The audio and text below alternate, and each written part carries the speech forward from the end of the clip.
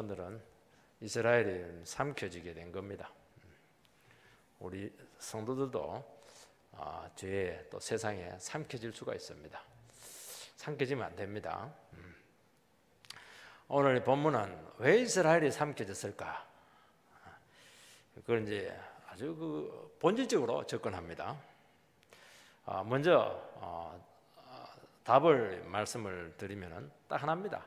하나님을 몰랐기 때문입니다. 그들은 하나님을 지식적으로, 형식적으로, 제의적으로 알았습니다. 근데 인격적으로, 경험적으로 몰랐습니다. 이게 삼키운 원인입니다. 뭐 돈이 없는 것도 아니고, 이 사람들 물론 뭐 국력이 딸리는 것도 아니고 그런 것들도 다 변수가 될 수 있지만은 그것은 궁극적인 원인이 되지 못합니다. 하나님을 모르니까 하나님께로부터 능력이 오지 않게 되고, 하나님으로부터 능력이 안 오고 기도 응답이 안 오니까 결국에는 하나님 외에 다른 능력을 찾을 수밖에 없는 겁니다. 그래서 이리저리 그 능력 찾으러 다니다가 결국에는 뭐 이리 치이고 저리 치이다가 그거 진짜 능력이 아니거든요. 그래서 뭐 결국 덜컥 삼켜지게 된 겁니다. 정글에 가면 그냥 외로이 물에서 떨어진 그 소들 그냥 사자가 그냥 덮쳐버리면 끝나는 겁니다. 그래서 종교와 정치와 권력과 군사력과 외교를 통해서 자기 안전을 확보하려고 그렇게 동분서주합니다. 하나님 딱 붙잡으면 가만히 있어도 되는데 하나님을 모르니까, 하나님을 믿지 못하니까 하나님 붙잡고 못 있는 겁니다. 불안해서. 그래서 이 나라 가고 저 나라 가고 그렇게 했던 것입니다. 그리고 하나님을 이제 의지하는 것은 하나밖에 없습니다. 어려울 때 또 번영을 위해서 안정의 수단으로 하나님을 이용하는 것이지, 하나님을 높이고 경외하고 하나님만 붙잡으면 다 이긴다, 이런 그 고백이 그들에게는 없었던 것입니다. 결국 주위에 있는 그 힘 있는 나라들 도움을 구하러 다니다가 전부 다 배신당했습니다. 그리고 비참하게 끝났습니다. 참 이게 뭐냐니까 이게 그들의 문제였습니다. 또 하나 그들이 왜 삼키게 됐냐면은 그 예배를 통해서 은혜가 능력이 온다는 것을 이 사람들은 믿지 못했습니다. 그래서 예배가 죽었습니다. 예배는 뭐 많이 드립니다. 정성도 많이 있었습니다. 그런데 모든 능력과 힘과 축복은 하나님께로부터 온다, 이런 고백이 있는 예배가 없었습니다. 그냥 드리는 겁니다. 그냥 힘드니까 드리는 것이고, 안 드리는 것보다 나은 겁니다. 안 드리는 것보다는. 그리고 내가 어려우니까 뭐 그래도 가서 빌면 훨씬 낫겠다, 뭐 그렇게 심정으로 예배를 드렸던 겁니다. 예배의 형식화죠. 이것은 엄청난 부패를 이스라엘에게 가져왔습니다. 도리어 안 드리는 것보다 더 안 좋았습니다.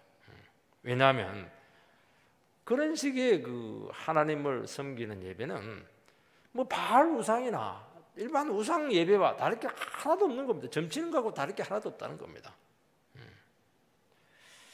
예배는 하나님만의 인생의 답입니다. 목숨 걸고 드리는 것이 예배입니다. 그래 이런 믿음의 고백에 빠져버리니까 결국에는 하나님을 몰랐던 것입니다. 그 결과 급격한 도덕적인 부패로 그들은 망하게 되었던 겁니다. 두 가지입니다. 그들이 왜 삼켰는가? 하나님을 의지하지 않았기 때문에 다른 것들, 외교정책 이런 것들을 자꾸 그들은 개발을 했던 겁니다.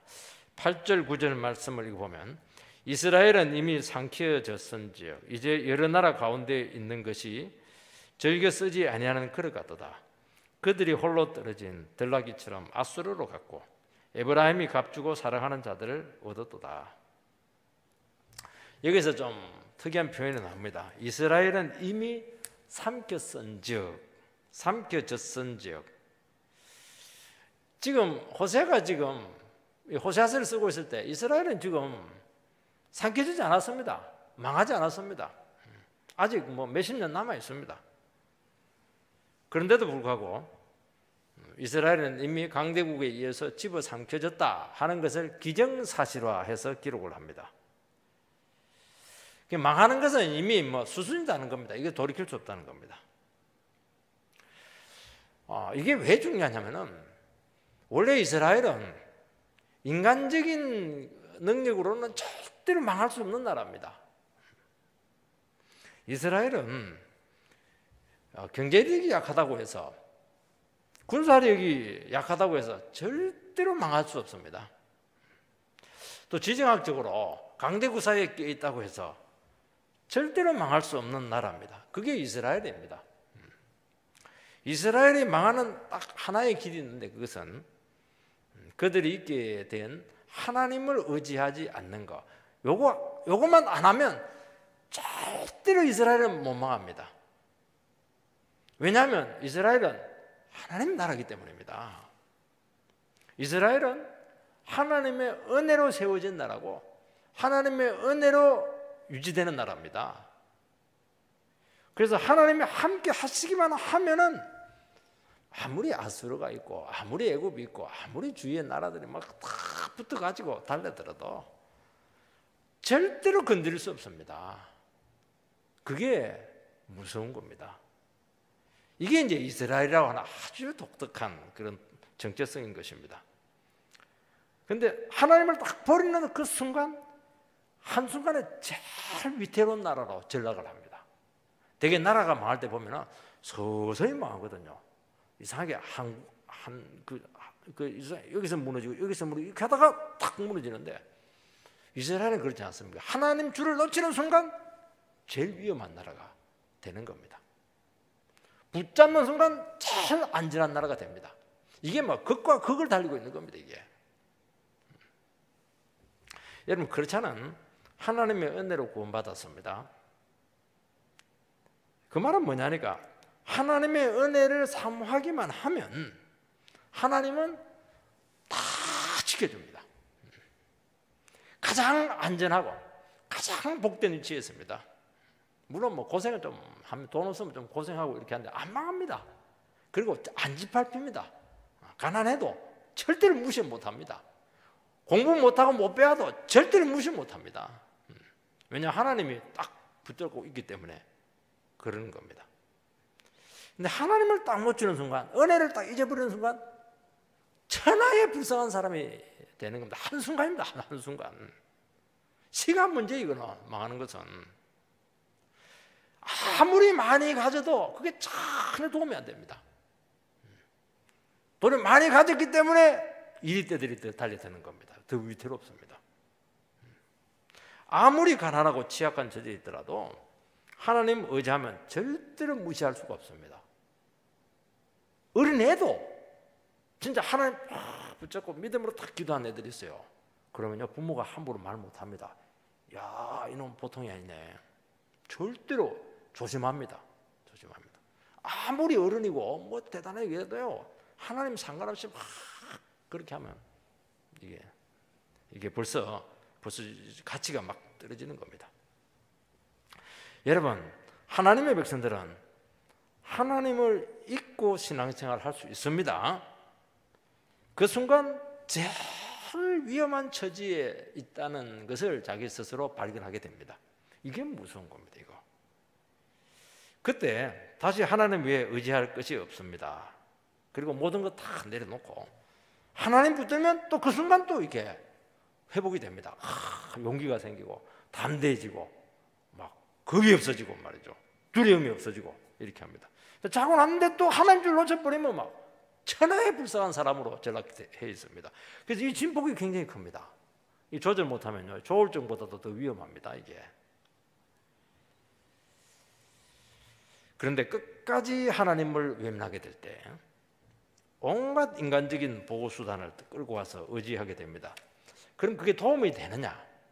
하나도 도움이 안 됩니다. 그것 때문에 훨씬 더 비참하게 되고 그것 때문에 훨씬 더 빨리 망한다는 겁니다. 의지한 것마다 도리어 그를 찌르는 창으로 바뀌었다는 것을 알게 되는 겁니다.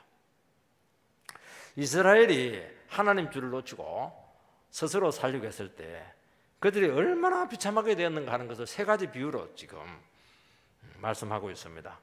세 가지 비유가 뭡니까? 첫째는 이스라엘은 여러 나라 중에 절개 쓰지 않는 그릇으로 전lat을 했습니다. 두 번째는 홀로 처한 들나귀가 되었습니다. 세 번째는 값주고 연애하는 자가 되었습니다. 연애를 왜 돈을 주고 합니까?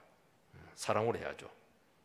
첫 번째, 여러 나라 중에 절개 쓰지 않는 그릇이 되었습니다. 이스라엘은 여러 나라 중에 한 나라가 아닙니다.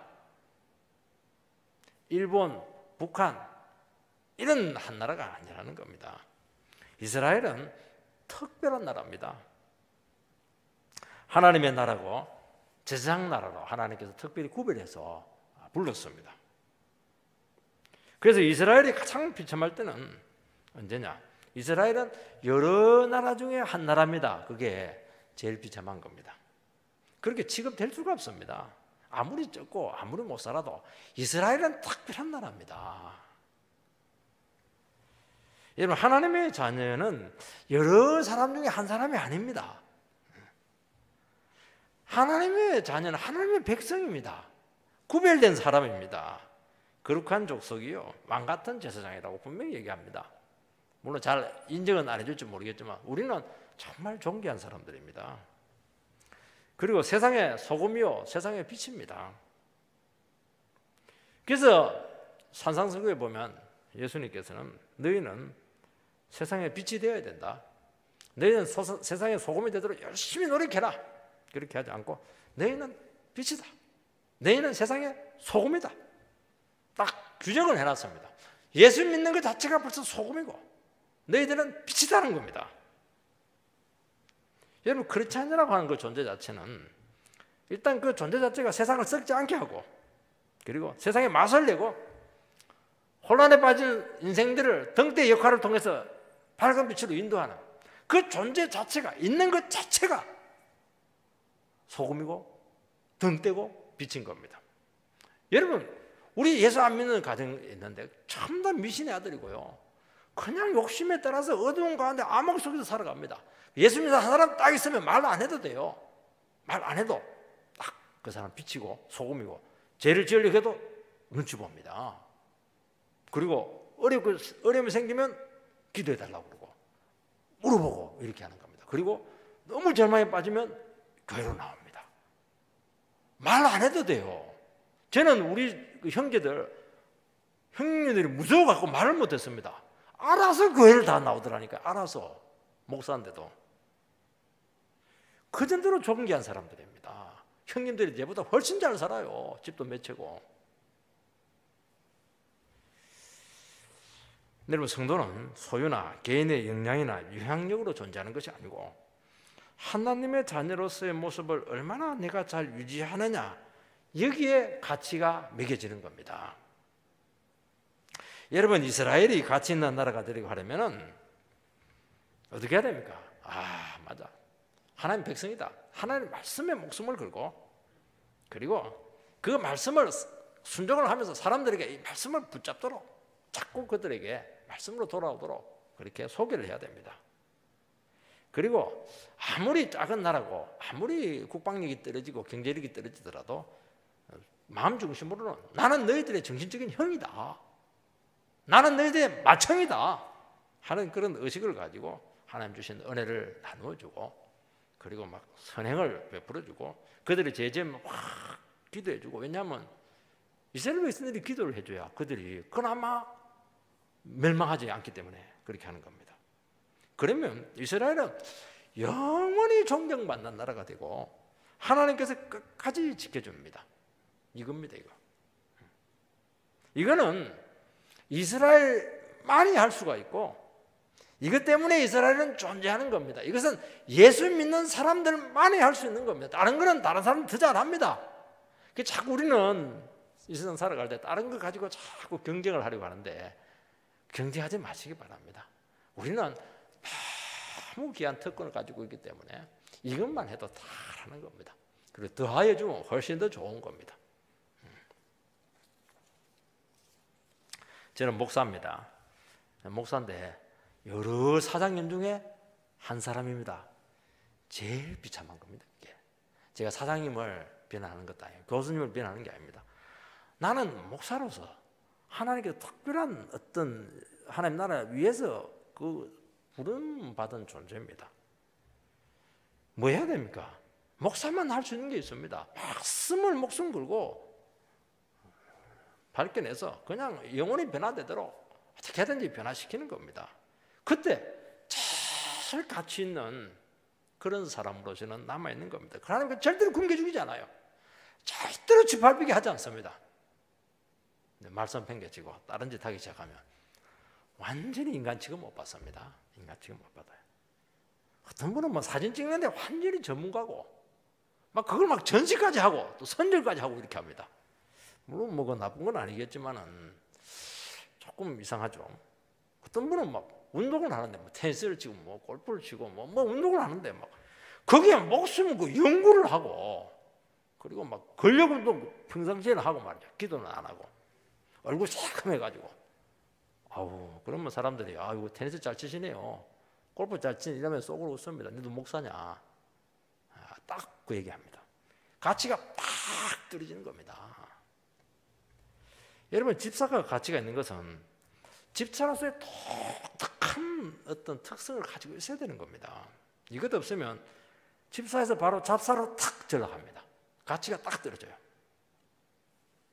그가 얼마나 많이 배우고 세상에서 얼마나 인정받는가 이거 안 중요합니다. 그 자체를 제가 부정하는 게 아닙니다. 왜냐하면 이것이 우선이 아니라는 겁니다. 여러분 성도라는 것 자체가 세인트 이렇게 되어 있는데 구별된 존재다, 거룩한 자다라는 뜻을 가지고 있습니다. 얼마나 참 존귀한 이름입니까? 성도는 세상과 구별된 백성으로 남아 있어야 되지 세상 사람과 똑같아지면 그 사람은 성도가 아닙니다. 취급을 못 받습니다. 여러분 언제 가치가 있습니까? 수요예배 나오는 거죠. 세상 사람들은 뭐 사람 만나고 돈 벌고 있을 때 얼마나 수요예배 나오기 힘듭니까? 요즘 또 태전지구가 생기는 바람에 교통이 복잡해요. 그거 뚫고 그냥 나오는 겁니다. 허겁지겁. 여기에 가치가 매겨지는 겁니다. 여러분 새벽 기도하는 게 얼마나 힘듭니까 이게. 남들 다 자고 있는데 새벽에 나와서 반쯤 졸린 상태에서 기도하는 겁니다. 그때 가치가 팍 올라가는 겁니다. 새벽 기도하면 하루 종일 비몽사몽입니다. 이게 잠잔 것도 아니고 안 잔 것도 아니고 이대 능률도 오르지도 않고 머리를 막 땡기고 말이죠. 굉장히 피곤해가지고 정상적인 생활도 안 될 것 같고 이렇게 하다가는 뭐 사업이고 뭐가 아무것도 안 될 것 같습니다. 그래서 어느 순간 내가 충분히 자고 좋은 컨디션에서 정상적으로 일하자. 그러면 가치가 팍 떨어집니다. 머리 땡기더라도 기도하고 막 하면 살아나요. 이겨냅니다. 하나님께서 그 사람 너무 귀하게 생각하는 겁니다. 너무 몸의 그 상태에 따라서 너무 민감해하지 마시기 바랍니다. 목숨 걸고 해버려야 됩니다. 왜냐하면 나는 이거 하라고 하나님께서 불렀거든요. 내가 기도 안 해주면 안 되는 겁니다. 여러분 이런 모습이 없으면 수많은 그릇 중에 하나로 전락합니다. 왜 그릇이라고 했을까? 하나님이 쓰시는 도구 이렇게 할 때 되게 이제 그릇으로 표현을 합니다. 그런데 절개 쓰지 않는 그릇입니다. 평범한 그릇도 안 되는 겁니다. 절개 쓰지 않는 그릇입니다. 그릇은 이제 음식을 담는 용기인데 뭐 이빨이 빠진다든지 뭐 좀 한쪽이 깨졌다든지 이거는 아무리 그 사람 뭐 도자기로 만들어도 그 별 의미 없습니다. 한순간에 개밥 그릇으로 탁 전락을 합니다. 쓸모가 없습니다. 우리가 뭐 도자기로 만들어 그런 건 아닙니다. 종재기는 종재기로서의 그릇의 역할을 하면 되고 접시는 접시로서의 역할을 하면 되는 겁니다. 그런데 깨끗한 그릇이 돼야 되고 하나님께서 귀 쓰는 그릇이 돼야 되고 손에 딱 붙잡힌 도구가 돼야 된다는 겁니다. 하나님의 자녀가 그 가치를 잃게 되면 천하에 쓸모가 없습니다. 세상에도 쓸모가 없습니다. 목회자가 가치를 딱 잃게 되면 그 사람 어디에 쓰겠습니까? 취직할 데가 없습니다. 기술이 있습니까? 성질이나 괜찮습니까? 또 목사를 해놓으니까 권위는 굉장히 높네요. 말도 잘 안 듣고 이렇게 하는데 천하에 쓸 데가 없는 거예요 이게. 여러분 성도가 그 가치를 잃게 되면 참 쓸모가 없습니다. 말씀에 순종하고 믿음으로 살 때는 가장 가치 있는 곳에 사용될 수가 있습니다. 여러분, 성도가 손해도 안 보고 자존심은 강하고 교만은 하늘을 찌르는데 그 사람은 누가 쓰겠습니까? 안 씁니다. 우리 사장님을 막 정기하는데요, 뭐 아무도 안 좋아합니다. 여러분, 하나님의 백성은 하나님이 이스라엘 그 자리에 있을 때, 하나님이 부르신 그 소명에 충실할 때, 그때 참 가치가 있고, 그리고 사람이 참 보기가 좋고요. 그렇게 참 매력적일 수가 없어요. 그걸 가까이 하고 싶은 겁니다. 그다음 나이라든지 뭐 신분하고 상관이 없습니다. 그렇게 아름다울 수가 없어요. 남 눈치 안 보고 나에게 주인 그 고귀한 그 삶의 가치를 주고 믿음으로 걸어갈 때요, 세상에 이런 가치 있는 사람이 있을까? 세상에 이런 별종이 있나? 이런 특별한 사람이 이 세상에 존재할 수가 있나? 하나님께서는 지금 그걸 기대했는데 이스라엘은 완전히 쓸모가 없는 그런 나라가 되었던 것입니다. 여러분, 두 번째는 홀로 떨어진 나귀 신세가 되었습니다. 들나귀 신세 되었죠. 들나귀는 고집이 세고 제멋대로입니다. 정력으로도 주체를 못해요. 어디를 가서도 정착을 못하고 영원히 방황합니다. 늘 혼자입니다. 그리고 뭐 자기가 제일 잘났다고 그렇게 합니다. 너무 잘났다고 그러면 영원히 외롭습니다. 좀 못나야 됩니다. 만족이 없습니다. 왜냐하면 하나님의 그 절대적인 기준을 버렸기 때문입니다. 자기가 하나님이니까 만족이 될 게 뭐가 있습니까? 그건 이게 문제죠, 이게. 여러분, 하나님의 말씀의 기준에 자기 자신을 제한해야 그나마 겸손하게 되고 자기 위치를 알게 되고, 그러면 이제 하나님의 능력과 도우심을 얻을 수가 있습니다. 하나님의 말씀은 전혀 자기한테 적용하지 않고 남에게는 막 적용을 하고 남은 막 비난하고 이렇게 하는데, 그러니까 들나귀입니다. 홀로 떨어진 영원히 외로운 시라소니로 막 세상을 쏘다니고 있는데 혼자 잘났습니다. 어디를 가도 이 사람은 마음에 드는 게 없습니다. 모든 사람 다 판단합니다. 저 교회는 가면 너무 교회가 작아서 문제고, 또 이 교회 가니까 목사가 너무 키가 작고, 또 이 교회 가니까 또 그냥 나를 알아주지 않고 말이죠. 마음에 드는 게 하나도 없습니다. 하나도 없어요. 그러니까 뭐 들나귀처럼 들판을 홀로 방황하는 수밖에 없습니다. 여러분, 교만한 신자는 참 외롭습니다. 그런 잘난 사람과는 아무도 친구가 되지 않습니다. 들나귀는 어떻게 해야 되느냐? 어쩔 수 없습니다. 그냥 막 성질 못 이겨서 막 돌아다니고 이렇게 하면 막 힘 빠질 때까지 그냥 놔둬야 돼. 놔둬야 되면 여기서 찔러보고 저기 찔러보고 뭐 맞고 막 어떻게 할 수가 없어요. 힘 빠질 때까지 막 길길이 날뛸 때까지 놔둘 수밖에 없습니다. 그러다가 어떻게 됩니까? 혼자 다니는 이 들나귀는 제일 위험합니다. 딱 사자가 노리고 있습니다. 한 방에 물이 뜯어서 그냥 음식으로 사라지게 되는 겁니다. 여러분, 이스라엘 백성들이 바로 이런 처지가 되었습니다.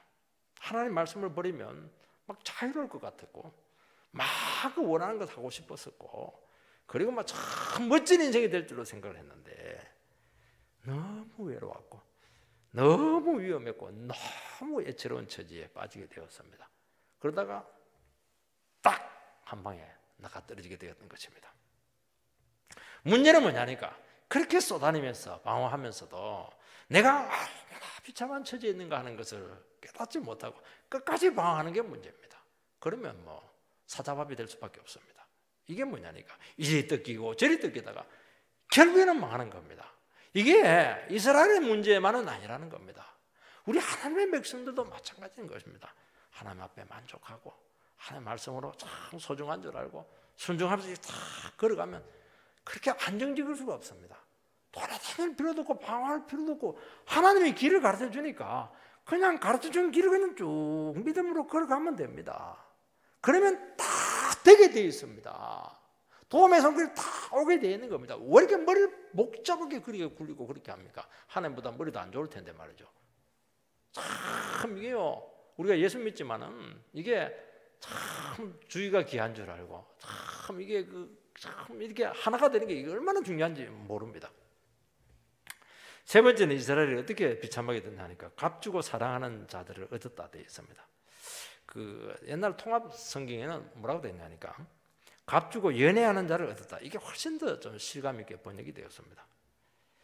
여러분, 사랑을 하는데 돈을 주고 하는 사랑은 제일 비참한 겁니다. 사랑은 돈으로 하는 게 아닙니다. 마음으로 하는 것이고 진심으로 하는 것이고 신뢰로 하는 것입니다.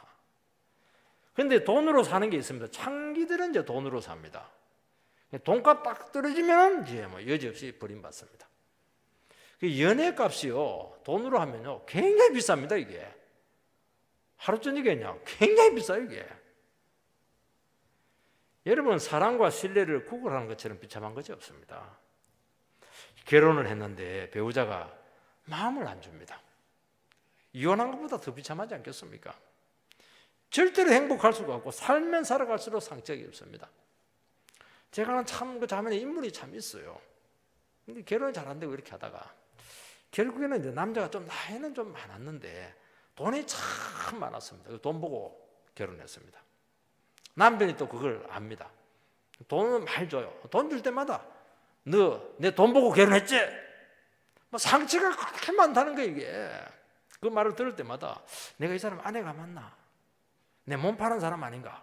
이런 생각이 든다는 겁니다. 여러분, 돈을 갖고 사랑을 살 수가 없고 돈을 갖고 마음을 살 수가 없는 겁니다. 하나님의 백성은 그 자체로 존귀합니다. 절대로 구걸하지 않습니다. 사랑을 구걸하지 않고 믿어달라고 소리 하지 않고 존경해달라 그 소리 절대로 안 합니다. 왜 그 말을 합니까? 마음을 달라 그렇게 하지 않습니다. 사람들이 왜 자꾸 마음을 달라고 그러고 그렇게 믿어달라고 그렇게 구걸하고 이렇게 합니까? 불안하니까 그런 거예요. 자신이 없으니까 자꾸 사랑을 구걸하는 겁니다. 왜 그렇습니까? 하나님의 사랑과 보호를 믿지 못하니까 자꾸 힘 있는 사람을 찾아가가지고 도와달라고 그러고, 그리고 힘 있는 나라가 가지고 이렇게 자꾸 마음을 달라고 그렇게 하는 겁니다. 자꾸 눈치 보고 그렇게 하는 겁니다. 그게 비참한 것이죠. 하나님 딱 앞에 내가 있으면요 사람 생각할 필요가 없는 겁니다. 하나님 사랑 확신하게 되면 세상이 다 배신해도요 담대합니다. 그 정신을 이 사람들이 잊어버리게 되었던 것입니다. 10절 말씀을 보면 그들이 여러 나라에게 값을 주었을지라도 이제 내가 그들을 모으리니 그들은 지도자의 임금이 지어준 짐으로 말미암아 쇠하기 시작하리라. 이스라엘은 여러 나라에 돈을 주고 막 도움을 요청했습니다. 왜냐하니까 지금 나라가 위기였기 때문입니다. 근데 그 돈이 어디서 나옵니까? 백성들은 막 쥐어짜는 겁니다. 그러니까 나라는 점점 쇠약해지게 되는 겁니다. 하나님 붙들면 돈 들 거 하나도 없습니다. 여러분, 우리가 늘 얘기하지 않습니까? 기도하면 돈 들 거 하나도 없습니다. 여러분, 하나님 붙잡으면 그렇게 많이 안 듭니다. 많이 안 듭니다. 완전히 안 되는 건 아니지만 정말 적게 됩니다. 하나님 놓쳐버리면 막 모든 걸 책임져야 되니까 신경 쓸 것도 많고 돈 들 것도 많고 막 사람 챙겨야 될 것도 많고 그렇게 되는 겁니다. 이거 보면요 정말 참 지도자 한 분 잘못 만나면 얼마나 불쌍한지 백성들이 말입니다. 지도자가 하나님 붙들고 용장처럼 딱 그렇게 가면 백성들이 막 힘을 얻고 전부 다 약졸들도 전부 다 그냥 용감한 사람들도 다 바뀔 텐데 힘을 얻을 텐데 지도자들이 그냥 이렇게 나약한 모습을 보이니까 결국에는 그 있는 이스라엘 백성들이 전부 다 약해지게 되었던 겁니다. 이제 내가 그들을 모으리니 이쯤에서 하나님께서 이스라엘을 모으십니다. 왜 모으십니까? 성경에서 모을 때는 반드시 심판입니다. 이스라엘이 아수르나 애굽에서 가서 막 그냥 도움을 요청을 했지만은 그것은 아무 의미가 없었다는 겁니다. 전혀 도움이 되지 못했습니다. 왜냐하면 그 이유는 하나님이 이스라엘을 모아서 심판을 해버렸기 때문입니다. 우리가 잘 생각을 해야 됩니다. 하나님께서 왜 이 장면을 이들에게 보여주고 있습니까? 하나님이 실세라는 겁니다. 너희들이 아무리 애굽을 가고 아무리 아수르를 가고 그들이 너희들을 지켜주고 망하게 하는 존재가 아니고 심판하고 지켜주는 분은 하나님이라는 것을 보여주는 겁니다. 여러분, 우리가 저 사람은 나를 도와주겠지 어려운 가운데 그 사람은 내가 분명히 얘기합니다. 세상 끝까지 안 도와줍니다. 저 친척은 내가 어려울 때 좀 내놓겠지. 그 사람은 안 내놓습니다. 다른 사람은 내놔도 그 사람은 안 내놓습니다. 왜냐하니까 하나님이 물주기 때문인 것입니다. 생각지도 못한 사람을 통해서 도우시는 것입니다. 여러분, 우리를 도우시고 심판하시는 분은 하나님이심을 이 시간 고백하도록 주님께서는 말씀하고 있는 것입니다. 하나님을 붙잡으라는 겁니다. 그러니까 돈은 돈대로 다 낭비를 하고, 그들에게 그냥 도와달라 할 때 그냥 합니까? 얼마나 비굴합니까? 비굴하고 그냥 있는 모습 없는 모습 다 보여야 되고, 돈은 돈대로 주고 도와줍니까? 안 도와줍니다. 그 나라들도 돈만 챙기고 그 나라도 바빠요. 안 도와줍니다. 도울 수가 없는 거예요. 이게 나라가 크다고 도와주는 게 아닙니다. 도와줄 때는 그들이 이익이 되니까 도와주는 겁니다. 안 되게 돼 있는 겁니다. 하나님이 도와주고 하나님이 그들을 움직여야 되는 것이지 안 되게 돼 있는 겁니다. 결국 이스라엘은 누구에게 망했습니까? 그렇게 돈을 갖다 퍼준 아수르한테 꼼짝없이 망했던 겁니다. 왜 아수르가 이스라엘을 망하게 했습니까?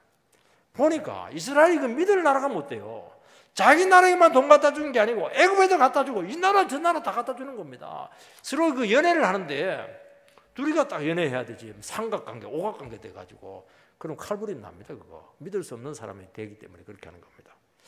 그 이스라엘 백성들이 하나님을 못 믿으니까 뭐 삼각관계, 오각관계 이렇게 되니까 아수르가 보니까 이거 완전히 믿을 수 없는 인간이에요.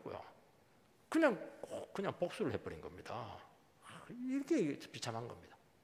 우리가 다시 한 번 더 생각해야 되겠습니다. 하나님이 나의 능력의 줄이 됩니다. 그런 고백을 꼭 하시기 바랍니다. 두 번째는 왜 애들이 상처지게 됐냐니까 말씀 없는 종교적인 열심으로 예배를 드리기 때문입니다. 그래서 이 세 가지 아이러니가 나옵니다. 첫 번째는 11절입니다. 에브라임은 죄를 위하여 제단을 많이 만들었더니 그 제단이 그에게 범죄하게 하는 것이 되었다. 이스라엘 백성들은 죄를 해결받기 위해서 제단을 많이 만들었는데 그것이 도리어 범죄하는 것이 되었습니다. 이스라엘은 단과 베들에 제단을 세웠는데 세겜도 세우고 여러 군데 또 그 뒤에 제단을 쌓았다는 것을 알 수가 있습니다. 그 제단에서 값싼 은혜를 도매로 파는 그런 장소가 되었습니다. 그리고 경우에 따라서는 거기서 아주 성적인 문란한 행위들이 자행이 되었던 것입니다. 제단이 신앙에 도움이 되는 것이 아니고 올무가 되었습니다. 병을 치료해야 되는데 병원 갔다 오면 더 병이 나와버리면 그것은 문을 닫아야 되는 겁니다. 그래서 말라기서에 보면 하나님께서는 너희들 제발 예배 드리러 오지 마라. 재물 가지고 오지 마라. 11조 가지고 오지 마라. 내가 성전문을 닫았으면 좋겠다. 그렇게 탄식하는 그런 장면들이 나오는 거 보면 얼마나 예배가 부패했고 형식적이 되었다 하는 것을 알 수가 있습니다. 하나님께서는 오늘 이 시대에도 똑같은 말을 할 수 있습니다. 제발 교회 문을 닫았으면 좋겠다. 그렇게 한탄하십니다. 지금 교회는 점점 늘어나고 있고 목회자는 지금 막 넘치고 있는데 사회는 더 죄가 많고 있고 살기가 점점 힘든 것이 되고 있습니다. 그 지금 묻고 있는 겁니다. 지금 죄가 더 넘치는 거예요. 이게 그렇지 않으면 많아지고 있는데 그러면 사회가 더 깨끗해지고 경건해지고 이래야 될 텐데 도덕성은 다 땅에 떨어지고 탐욕적이 돼가고 있는 겁니다. 그 이유가 무엇입니까? 제단이 부패했기 때문입니다. 복음이 값싼 은혜로 전락을 했기 때문입니다. 무조건 예수 믿으면 되고 교회만 다니면 된다. 그런 식으로 가르칩니다. 여러분 어떻게 교회만 다니면 된다고 합니까? 어떻게 예수만 믿는다고 말만 해가지고 된다고 말할 수 있습니까? 아닙니다. 여러분요, 신앙은 제일 귀한 것이고 생명이기 때문에 제일 값비싼 것을 바쳐야 되는 겁니다. 우리가 구원은 은혜다 그렇게 하지만 은혜라는 것은 무한대라는 겁니다. 무한대를 바치는 게 은혜입니다. 하나님은 공짜지만 뒤집어 놓고 보면 무한충성. 돈 줘버리면 나아요. 좀 종교적인 행위 해버리면 낫습니다. 계산이 되니까. 은혜는 계산이 안 되는 겁니다. 은혜라고 하는 거. 하나님께 무한충성을 해야 되는 겁니다. 무한충성. 안 되는 겁니다. 왜냐하면 이 대가를 말하지 않고 죄를 이야기하지 않으니까. 왜냐하면 이건 그의 부흥의 걸림돌이 되기 때문인 겁니다. 예수 믿으면 다 되겠다. 그 다음부터는 이제 자기 마음대로입니다. 자기 마음대로. 그래서 하나님 축복받아서 무조건 원하는 것을 해야 되겠다. 이런 잘못된 신학으로 변질이 된 것입니다. 여러분, 제단은 무엇을 하는 곳이냐면은, 제단은 이 세상에서 제일 처절한 곳입니다. 제일 처절한 곳. 도살장이 아니에요. 여러분, 제단은 우리 식으로 말하면 도살장입니다. 저살장이 아닌 게 아니고 도살장이에요. 거기서 뭐 합니까? 백성들이 그냥 짐승을 각을 뜨는 겁니다. 피를 흘리고 해체를 하는 거예요. 해체. 이게 제단이죠. 죄를 포기하고 그 죄를 해결받는 그런 곳인 것입니다. 그런데 죄를 가르치지 않는 겁니다. 제사만 기계적으로 자꾸 드리는 겁니다. 예배 드리는 거 너무 구질구질하고 피를 자꾸 보고 말이지. 저거는 우리같이 세련된 성도들에게는 맞지를 않아. 그러니까 예배가 자꾸 세련되게 되었던 것입니다. 하나님을 얼마나 죄를 미워하는지, 제가 하나님의 능력과 축복을 얼마나 맡고 있는가에 대한 이런 의식이 전혀 없었던 겁니다. 그거 중요치 않아요.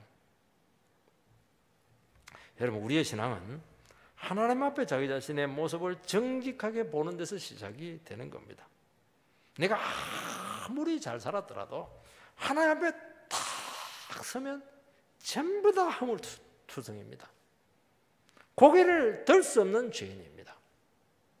근데 이게 하나님 앞에 안 서면 모르는 겁니다. 내가 제일 똑똑하고 내가 제일 잘 살았고. 여러분, 죄라고 하는 건 한두 가지 죄를 더 짓고 덜 짓고 그런 문제가 아닙니다. 죄는 조항이나 법을 어긴, 제대로 어긴 것이 아닙니다. 이거는 2차적입니다. 이거는 도덕적인 개념으로 전락한 겁니다.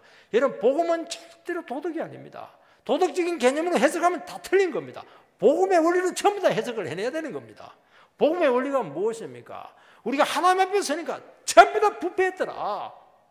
이 고백이 반드시 나와야 되는 겁니다. 그래서 죄라고 하는 것은 하나님 앞에서 자기 자신의 허물을 보는 겁니다. 어떻게 다른 사람하고 비교할 수가 있습니까? 그러면요, 썩지 않은 것이었고 철저히 부패한 자기 자신의 모습을 확인하게 되는 것입니다. 그러면서 짐승을 잡으면서 자기 양심에 막 피를 흘리게 되고 그 내장을 끄집어내가지고 그냥 태우지 않습니까? 그 냄새를 맡으면서 막 속이 역겨워지기 시작하면서 얼마나 내 양심이 지금 악했는지 역겨웠는가 하는 것을 막 절절히 느끼면서 양심을 깨끗하게 만드는 겁니다. 그 냄새가 좋겠습니까? 절대로 좋지가 않아요. 구역질하는 겁니다. 우리 양심이 구역질이 나야 되는 겁니다. 이게 예배예요. 이게 제사입니다. 이게. 여러분, 죄는 인격성을 가지고 있습니다. 하와가 범죄했을 때 하나님에 대한 거부와 불순종과 반항심이 그 속에 있었던 것입니다. 이건 태도의 문제라는 겁니다. 그래서 예배를 드릴 때마다 자기도 모르고 다른 사람도 나를 어떻게 알겠습니까? 모릅니다. 근데 내 안에 보면 또 어긋난 부분이 있고 하나님에 대해서 지금 부정적인 부분이 있고 태도가 지금 어긋나 있는 것입니다. 이것을 드러내야 되는 겁니다. 이 그냥 창자를 끄집어내야 돼요. 전부 다. 그걸 태워버려야 되는 겁니다. 속에 있는 걸 드러내서 태우는 겁니다. 저는 왜 이게 발뚝을 안 하고 대퇴부를 안 하고 속에 있는 그 신장 같은 거, 콩팥 같은 거 이런 것을 태우고 했을까? 굉장히 궁금했는데 이제 풀렸습니다. 아, 우리 부패한 이 속이 문제구나. 우리 마음이 영혼이 문제구나. 그거 안 보이거든요. 그거 딱 드러내가지고 태워버리는 겁니다. 역겨운 냄새를 맡으면 창자 얼마나 역겹습니까? 그때 어떻게 되는 겁니까? 십자가에 자기 자신을 못 박고 그렇게 되는 겁니다. 내가 왜 그동안 이렇게 힘이 없었고 내가 왜 이렇게 낙심을 했고 나에게 왜 이렇게 하나님의 은혜가 없었는가 하는 것을 그때 깨닫게 되는 것입니다. 그런데 이제는 이런 것에 대한 전혀 의식이 없으면 기계적이에요. 기계적으로 그냥 예배 드리고 헌금 바치고 끝난 겁니다. 하나님 잘 계십시오. 다음에 또 오겠습니다. 인사하고 가고 그렇게 했던 겁니다. 12절 말씀을 읽으면 내가 그들을 위하여 내 율법을 만가지로 기록하였으나 그들은 이상한 것으로 여기도다. 율법에는 하나님의 백성이 살아가야 되는 모든 지혜와 삶의 원리들이 다 들어있습니다. 하나님 뜻이 거기 다 나타나 있습니다. 근데 이들은 율법을 참 이상하다 그렇게 여겼습니다. 그리고 이 율법은 나하고는 관계가 없다 그렇게 생각을 한 겁니다. 왜 그랬겠습니까? 율법이 귀찮은 거예요. 실현행에 딱 들어있는 겁니다. 몇 가지만 봐도 알 수가 있습니다. 세상 섬기지 말고 하나님만 섬기라. 아우 답답하죠. 그리고 네 잘난 체 하지 말고 자랑하지 말고 그 맛으로 살아가는데 네 죄 회개하고 겸손해라. 답답한 겁니다. 그리고 네 돈 그거 다 쓰지 마라. 그건 네 거 아니다. 11조 바쳐라.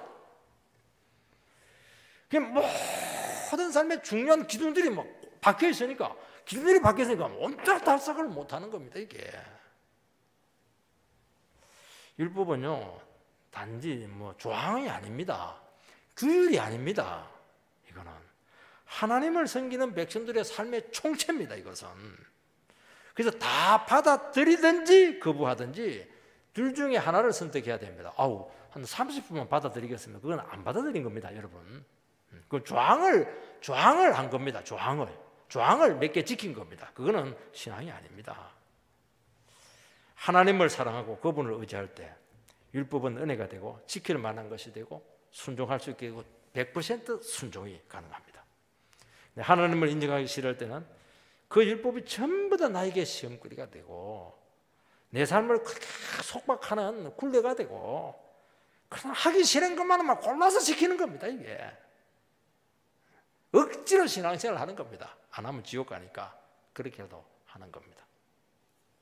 여러분 사탄이 하와에게 나타나가지고 하나님이 참으로 동산 모든 나무의 열매를 먹지 말라고 하시더냐? 평범한 질문이죠. 그러면 간단하게 대답하면 됩니다. 그래 선악과 외에는 다 먹게 했어. 하나님 얼마나 맛있는 걸 주었어. 이것도 다 못 먹어. 하나님 너무 참 풍성하죠. 할렐루야 이러면 마귀가 도망가는 겁니다. 꼼짝 못합니다. 근데 동산나무의 과일은 다 먹어도 되지만은 선악과는 먹지 말라고 해서 그까지는 맞습니다. 만지지 말라고 해서 그것은 첨가한 겁니다. 혹 죽을지도 모르기 때문이야. 그것은 약화시킨 겁니다. 정령 죽으리라 했거든요. 그러니까 말씀을 자꾸 왜곡을 시키는 겁니다. 왜 왜곡을 시킵니까? 자기 마음에 안 드니까 말씀을 바꿔버리는 겁니다. 자기를 바꿔야 되는데 말씀을 바꿔버리는 겁니다. 이게 죄죠. 이게 죄입니다. 말씀을 바꿨다고 하는 것은 뭐냐니까 마음에 안 드는 거예요. 이게 하나님 마음에 안 드는 겁니다. 하나님 태도가 지금 문제가 되고 불만이 있는 겁니다. 지금 하나님 너무 인색하고 말이지. 왜 그걸 못 먹게 하냐 선악과 그 말이지. 처음부터 터질거리가 지금 되고 있고 하나님 정령 죽으리라. 하나님 너무 무서워. 너무 가혹해. 이게 뭐 다 들어있는 겁니다. 결국에는 태도 문제입니다.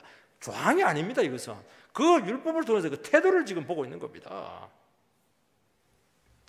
여러분 사람들이 하나님의 말씀을 지키지 않는 것은 결국 하나님을 인정하지 않고 싫어하고 거부하기 때문입니다.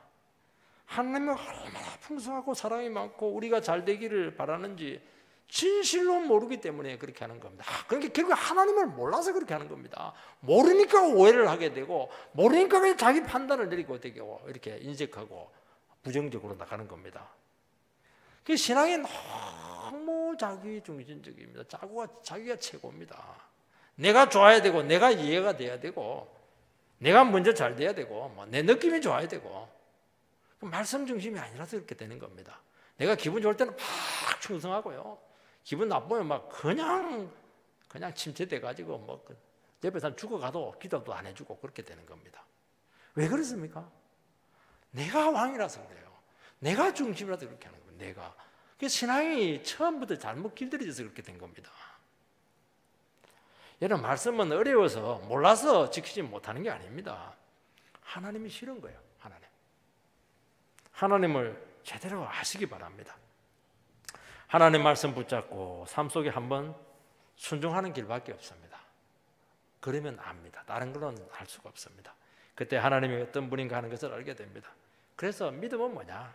하나님 말씀 붙들고 쭉 생각하고 한번 가보는 거예요. 어디까지 갑니까? 끝까지 가는 겁니다. 죽으면 어떻게 해요? 죽으면 더 좋은 겁니다. 믿음으로 하나님 말씀 붙들고 굶어 죽으면 정말 좋은 겁니다. 순 겁니다. 그것은 상이 최고 큽니다. 하나님 믿고 끝까지 가보는 겁니다. 길이 안 열리면 어떻게 합니까? 그럼 망하는 거죠. 뭐 망하는 겁니다. 망합니까? 절대로 안 망합니다.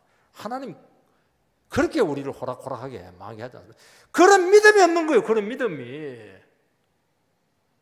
하다가 그냥 조금 마음 안 들면 막 온갖 불평 원망 다 하고 말이죠. 그냥 침체되고 그렇게 하는 것입니다. 여러분 하나님을 좀 아셔야 됩니다. 알 수 있는 방법은 지식적으로 안 됩니다. 하나님 말씀 붙잡고 정말 목숨 걸고 순종해야 됩니다. 얼마나 믿음 생활이 어렵습니까? 하나님 말씀 붙들고 고난 가운데 바닥으로 한번 내려갔다 오면요, 그거는 막 그야말로 보약을 한 서너 컵을 들이마신 것과 똑같습니다. 거기서요 하나님 생생히 살아있는 것을 경험하게 되는 겁니다. 하나님을 알지 못하고는 절대로 이 오류에서 벗어날 수가 없는 겁니다. 이스라엘 백성들은 조금만 어려움이 생기면 그냥 도망가고 그냥 원망불평하면서 온갖 인간적인 방법을 다 써버리기 때문에 결국에는 말씀으로부터 너무 동떨어지게 되고 어려움이 딱 생기니까 몇 분 우왕좌왕 하다가 딱 목덜미에 물려서 지구상에 흔적도 없이 해체가 되어버렸습니다. 율법은 많지 않은데 여기 보면 10,000가지로 기록했습니다. 율법은 한 700 정도까지 밖에 안 됩니다. 10,000가지. 이스라엘 백성들이 얼마나 핑계를 대면서 율법의 굴레를 벗어나려고 했는가 하는 것을 알 수가 있습니다. 하나님은 어떻게 합니까? 그럴 때도 막 계속 또 찾아갑니다. 말씀으로. 그 핑계 전부 다 해명을 해주고 설득하고 반복해서 말씀을 가르쳤습니다. 하나님의 열심입니다. 한 번이라도 은혜 받으면 살 수 있기 때문에 그렇게 하는 겁니다. 하나님 사랑이지 않습니까? 여러분 말씀으로 안 되면 안 되는 겁니다. 여러분 종교적인 열심으로 안 됩니다. 여러분 선한 마음으로 안 돼요. 절대로 안 됩니다. 좀 성질이 못돼도 괜찮아요. 좀 이렇게 좀 사람이 거칠어도 상관없어요. 말해도 좀 기분 나쁘게 한 사람도 있게 돼요. 상관없어요. 그것도 나중에는 주님께서 만드십니다. 하나는 분명히 해야 됩니다. 말씀으로 안 되면 안 되는 겁니다. 내 말씀 붙들고 끝까지 가겠다. 그거 안 되면 절대로 불안정해서 되지를 않아요. 그에 붙어 있을 수가 없는 겁니다. 난 누가 뭐라고 해도 하나님 말씀이면 무조건 간다. 결국 그 사람이 일을 일으키고요, 부흥을 일으키고 교회를 세우고 많은 영혼들을 주님께로 구원하는 능력의 사람으로 붙들리게 될 겁니다. 13절에 보면 그들이 내게 고기를 제물로 드리고 먹을지라도 여호와는 그것을 기뻐하지 아니하고 이제 그들의 죄악을 기억하여 그 죄를 벌하리니 그들은 애굽으로 다시 가리라.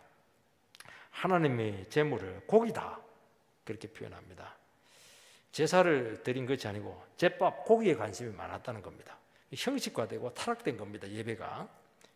그러면 어떻게 되느냐? 너희들 다시 애굽으로 간다는 겁니다. 그 종에서 구원했는데 축복이 땅에 갖다 놨더만 축복을 누릴 자격이 없으면 다시 애굽 노예로 전락하는 겁니다. 너희 다시 아수르의 그런 포로로 다시 노예 생활을 하게 된다는 것을 말씀하고 있는 겁니다. 이런 말씀을 듣고 돌이키지 않으면 결국에는 노예 생활로 전락합니다.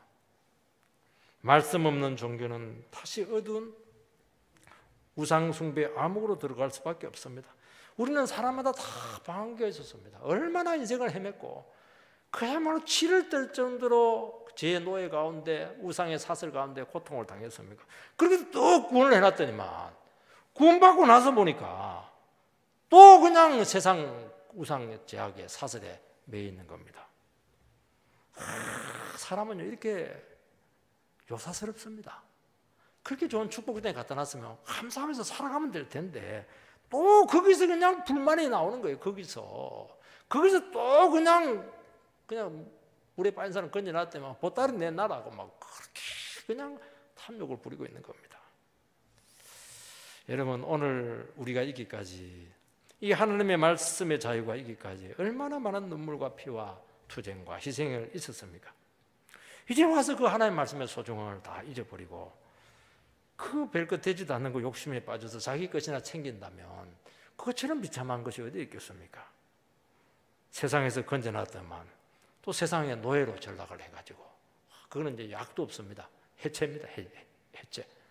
다시 한번 예수님을 십자가에 2번 못 박지 마시고 정말 구원받은 그 은혜 가지고 죽이 되든 밥이 되든 주님 한 분밖에 없습니다. 저는 우직하게 그냥 가겠습니다. 눈치 안 보겠습니다. 그런 믿음으로 세워지는 우리 성도들 되시기를 주의 이름으로 축복합니다.